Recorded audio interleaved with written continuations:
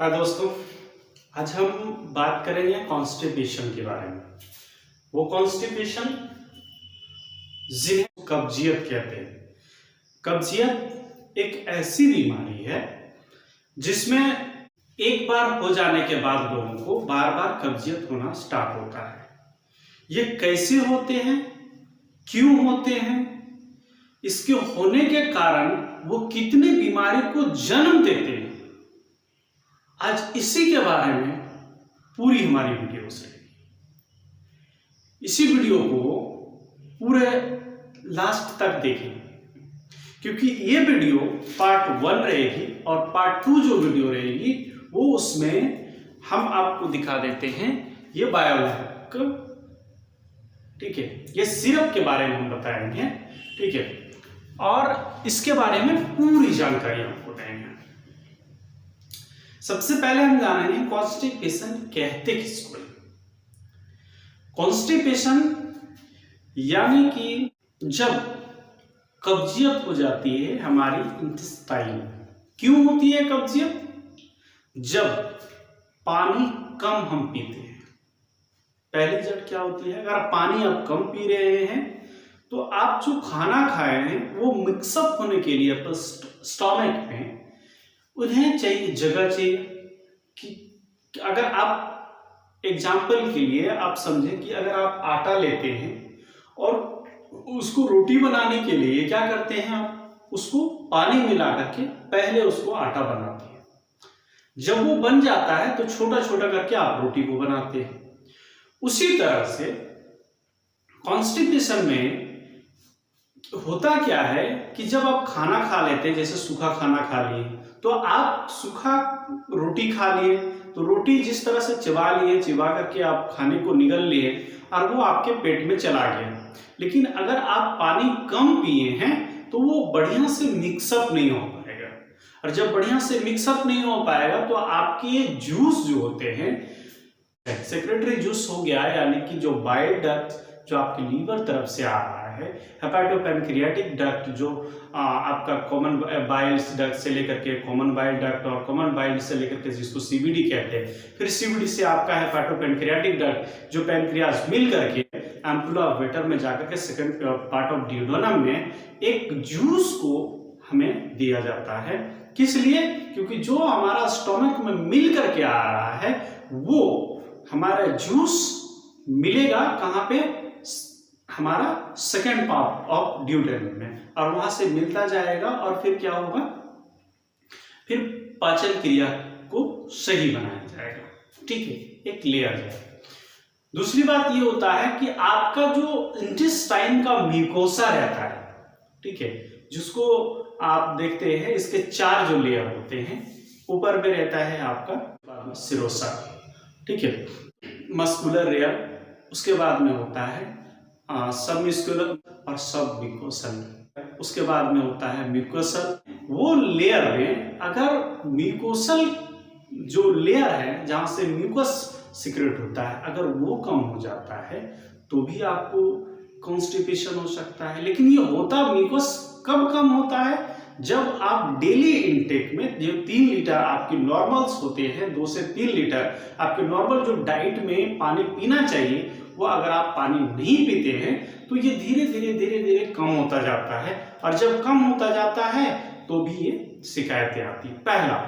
दूसरी ये वजह होती है कि कोई अगर आप दवा खा रहे हैं, जैसे डायबिटीज की कोई दवा खा रहे हो तो भी होती है, जैसे आप थायराइड या HDL यानी हाइपरटेंशन की कोई दवा खा रहे हो, बीपी की कोई दवा खा रहे हो तो भी ये क्या करवाता है कि कॉन्स्टिपेशन, वो दवाएं कुछ ऐसी दवाएं होती है जो कॉन्स्टिपेशन करवाता है, यानी कब्जियत लाता है, ठीक है।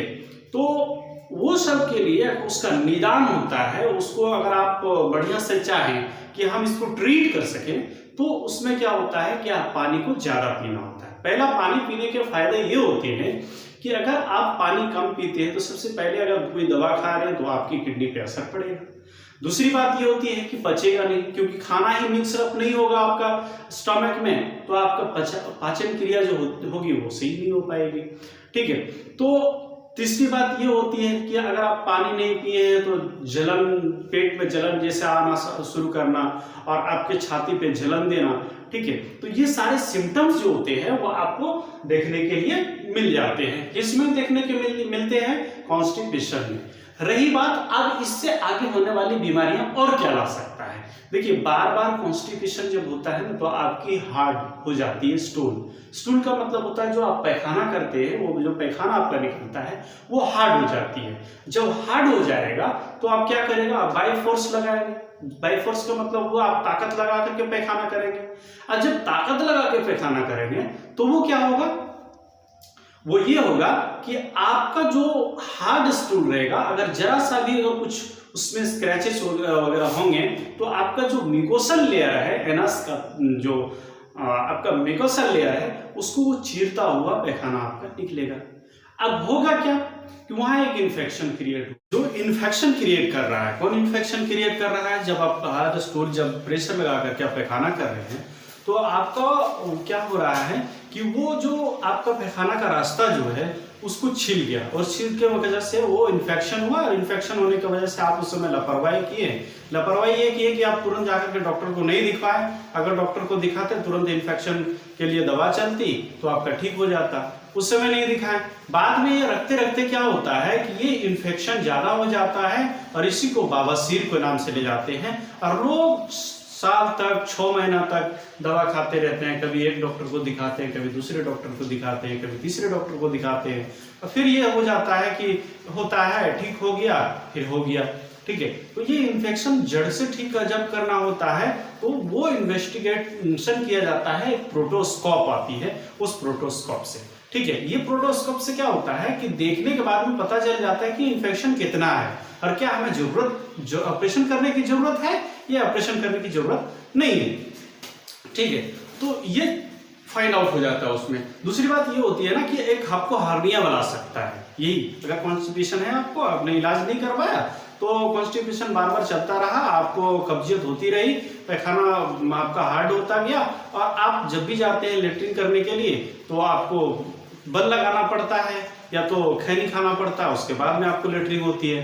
तो आप करते क्या है कि उस सब के लिए आप प्रेशर लगाते हैं, ठीक है, जोर लगाते हैं और आप पैखाना करते हैं। उस समय क्या होता है, कभी कभी मसल्स आपके क्रैम्प हो जाते हैं, लोअर सेगमेंट के जो एब्डोमेन के हैं, lower segment, right iliac fossa या तो लेफ्ट इलियक फोसा या तो अम्बिलिकल के just below hypogastric region में, ठीक है। तो अगर राइट इलियक फोसा पे अगर मसल्स क्रैम्प किया तो फिर क्या होता है, वहां फोसा भी रहता है। फोसा का मतलब छोटा सा छिद्र जैसा रहता है राइट इलियक फोसा में, तो उस जगह पे जरा सा छिद्र रहता है। तो अगर जरा सा अगर चला गया उस फोसा में आपका इंटेस्टाइन का कोई पार्ट, तो उसमें अगर आप डायरेक्ट अगर चला गया और अंदर नहीं आ रहा है तो उस समय भी बड़ा कॉम्प्लिकेटेड हार्निया हो जाता है, ठीक है, जिसको कहते हैं इनडायरेक्ट हार्निया। और वो अगर लौट करके आया तो उसको कहते हैं डायरेक्ट हार्निया, ठीक है। उसी के नीचे अगर जस्ट नीचे यानी फीमोरल हार्निया होता है, राइट इलियक फोसा के जस्ट नीचे राइट फीमोरल हार्निया होता है, right iliac right femoral hernia, ठीक है। तो और लेफ्ट में अगर होता है तो उसको, अगर लेफ्ट इलियक फोसा के पास में होता है तो लेफ्ट इलियक होता है तो लेफ्ट साइड फीमोरल हार्निया बोलते हैं, ठीक है। तो वो हार्निया कहीं भी हो सकता है, एब्डोमेन में भी हो सकता है। कहीं कभी ऐसा होता है कि ऑपरेशन तो हुआ था, उसको कॉन्स्टिपेशन हुआ, हमने जो पेशेंट देखे उसके बारे में बता रहा हूँ कि वो अगर वो क्या किया, उसका ऑपरेशन हुआ था, सिलाई हुआ था 1 महीने, तो लेकिन कुछ दिन के बाद में दवा खाया, दवा खाने के बाद में या तो किसी वजह से उसका कॉन्स्टिपेशन हुआ, पैखाना में हार्ड होने लगा, ठीक है। इस तरह से बार बार होता है तो पैखाना करने में उसको जो टाइम लगाता है वो, ठीक है, तो वो टाइम जो लगाया, बल लगाया, उस समय पैखाना करने के लिए टाइम लगाया, बल लगाया, तो उस समय क्या होता है कि जो आपके मसल्स अच्छे से जुड़े नहीं हैं तो वो क्या होता है, क्रैम्प हो जाता है, वहां से थोड़ा सा दरारें आ जाती है, ठीक है, मसल्स अलग होती है। तो उस तरह से धीरे धीरे क्या हो जाता है, एक हार्निया का इंसिजनल हार्निया उसको कहते हैं, ठीक है। तो हमने क्या देखा कि कॉन्स्टिपेशन, अगर आप कॉन्स्टिपेशन यानी कि अगर पानी हम कम पी रहे हैं तो आपको हार्निया हो रहा है, बवासीर हो सकता है, और फीमोरल हार्निया होता है, कभी इंगुइनल हार्निया होता है, ठीक है, या इंसिजनल हार्निया हो सकता है, या पेरिटोनियल हार्निया हो सकता है, ठीक है। और एक और हो सकता है कि अगर आप बार बार इस तरह से प्रेशर लगाते रहेंगे तो मे बी इन केस आपकी प्रोस्टेट इलाज हो सकता है मेल पेशेंट में, ठीक है। तो ये सब सारे को मैनेजमेंट करने के लिए, सब सारे को जो है आपको ठीक करने के लिए आपको तुरंत नजदीकी स्वास्थ्य केंद्र में जाना चाहिए, डॉक्टर को बताना चाहिए, सर्जन को बताना चाहिए, स्पेशली कहाँ सर्जन को बताना चाहिए, क्योंकि आप जनरल फिजिशियन के पास जाएंगे तो वो भी आपको सर्जन के पास रेफर करेंगे, तो आपको सर्जन के पास जाना चाहिए। या तो आप हमें कांटेक्ट कर सकते हैं, मैं ऑनलाइन प्रिस्क्राइब करता हूँ मेडिसिन, मैं भी आपको देख सकता हूँ, ठीक है। तो ऑनलाइन वर्चुअल कंसल्टेशन लेता हूँ, ठीक है। तो खैर आपकी मर्जी है आप कहाँ करवाएंगे, लेकिन आपको इतना एहतियात चाहिए कि तुरंत जाकर के डॉक्टर से मिलें और डॉक्टर से अपने बीमारी का सॉल्यूशन जरूर निकालें, ठीक है। अगला वीडियो जो हमारा रहेगा इससे मैनेजमेंट, इससे दवा से कैसे ठीक करते हैं, इसको दवा कौन कौन सी दवा चाहिए, ठीक है, और हम कॉन्स्टिपेशन को किस तरह से घर में ही ठीक कर सकते हैं, ठीक है, वो भी बताएंगे। और आप बाहर से अगर लेंगे तो दवा क्या क्या लेना पड़ेगा, वो सारा डिटेल्स, सारा ट्रीटमेंट आपको नेक्स्ट वीडियो में मिलेगा। तब तक के लिए thank you, have a nice day.